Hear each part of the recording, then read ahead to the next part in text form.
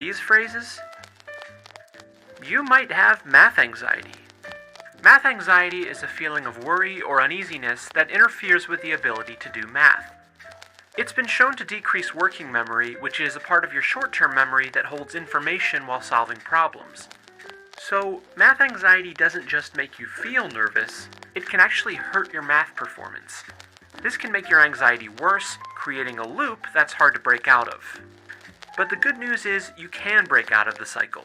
Our group topic is reduce math anxiety, and members are patient, routine, and Zixin. So first, let's introduce the background.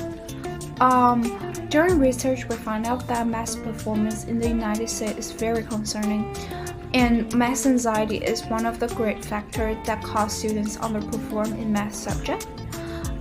There are 5 possible factors that cause a student's anxiety, which is unpleasant experience in classroom, teacher's attitude and enthusiasm towards math, assessment and test score, gender and family background. We conduct a lot of studies which have shown that teachers can pass their own math anxiety to students, and student who has bad attitude teacher usually could have lower math grade.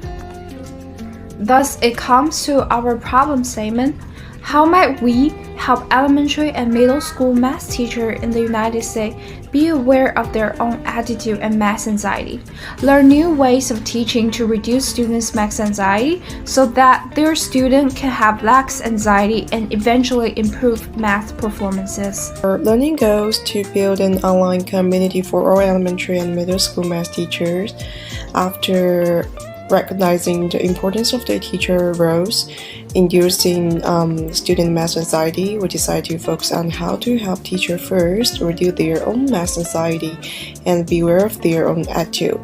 So we hope to introduce new and effective instructional models to teachers for them to improve their class experience. Okay, our learner is elementary and middle school math teacher in United States of America. As we know, in recent years, a growing number of educators have discovered that many students develop a fear of math throughout their primary school years. So to assist American elementary school students in better understanding math and successfully overcoming their fears during the early stage of learning math to improve their math scores or math performance, we recommend the teachers in American elementary schools should participate in this program to assist their students in better understanding math and relieving their anxiety. In context, we design an online training program and community for elementary and middle school math teachers in the United States. Our learning context will focus on 2 major areas. First of all, teachers will be mindful of their own math anxiety and attitude in math class. Teachers are able to reduce their own phobia and learn how to impact students with positive attitude. And then teachers learn about different approaches to teaching math.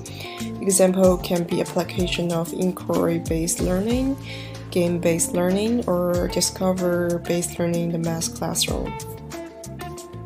Description. Our project aims to reduce the math anxiety, and our project is separated into the 3 stages. The attitude test, group therapy are the first one. The new theory and method to design the mathematical lesson are the second one, and practice and sharing the instructional plan are the third one. So what is our project about? Since we separated into the 3 stages, we will have module 1, 2, and 3. The first module is designed to check the learner's math anxiety and attitude towards their students. Group therapy is also provided to help our learner to reduce the anxiety and learn from other people. After the 4th program therapy session, we will have the service sent out to our learner, checking their anxiety level and their feeling about the group therapy. The second module is designed to provide the new theory and method to design the math lessons. Quizzes will be provided after each theory is being introduced and showcased to our learners. By doing the quizzes, we will get the basic understanding of our learners' learning progress. The third module is designed to help learners fully understand what they have learned in the previous module and being able to use what they have learned to design a lesson plan for their student in the real lifetime situation. Our prototype for Math Anxiety Fighter, user can log in to our website and on any devices with internet. Once they log in, they will go into this main dashboard where they can view learning progress and then how the program work. They can also access different functions through this menu button. Once they log into the program, they will first conduct a math anxiety and aptitude test. This is for every user, and then once they finish the test, they will get a result on their aptitude and anxiety level, and then based on the level and score they got, they will be grouped with 5 to 6 other teachers to conduct a group therapy with one of the therapists. They can access the group therapy by first entering their available schedule, and then later they can access to the group therapy through Zoom on this page. So after the user finishes their group therapy, they will go into this lesson in Module 2, where they will be learning about inquiry-based learning, game-based learning, discovery-based learning. Here we'll only use inquiry-based learning as a demonstration, but all three should have the same layout. So first, user will have this learning overview to see what are the learning content and then how is their progress. Once they start the lesson, they will be learning what is inquiry-based learning, why they need to learn it, and then how to use it in the real classroom. But after they finish their lesson, they will go into a case study where they will see how inquiry-based learning is actually used in classroom. Here they can check out how many case studies they have and then their learning progress. So once they start to learn about the case study, they will first watch a whole video about a real classroom example on how inquiry-based learning is being used to teach factors. In this case, there will be text explaining this case study more. At the bottom, once they finish 2 case studies, they will go into the quiz section to test on how they have learned in the previous lesson and case study. For here, in the overview section, the user will be able to see how many questions are within the quiz and then how many times they have to finish this. After they finish the quiz, they will move on to game-based learning and discovery-based learning, and then they will go into Module 3, which is lesson plan project. So first, the user will get assigned topic based on their own teaching level. They will be able to upload their course plan within 1 week they get this assignment. After they upload their course plan, they will get a peer review for another teacher. So they will get peer review feedback from another teacher, but they also need to provide a peer review for the other peer teacher.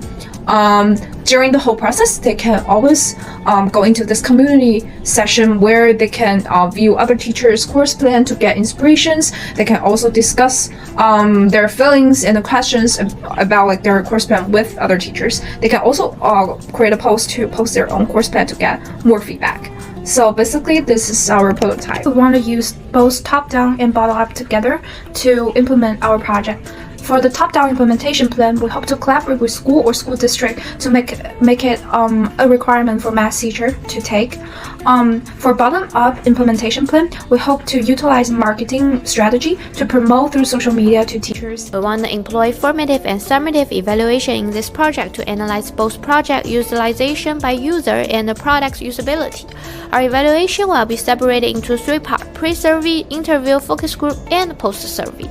Attitude tests belongs to the pre-survey, which serve before the instruction. It helps to divide the user stage in order to help user build their best learning experience. Interview, focus group, and community sharing on the process of the learning. And using the formative evaluation, which help us to iterate our design and develop user learning experience. And community sharing also help user to get the feedback from their colleague to build a better instructional plan. The survey are the last stages of the evaluation.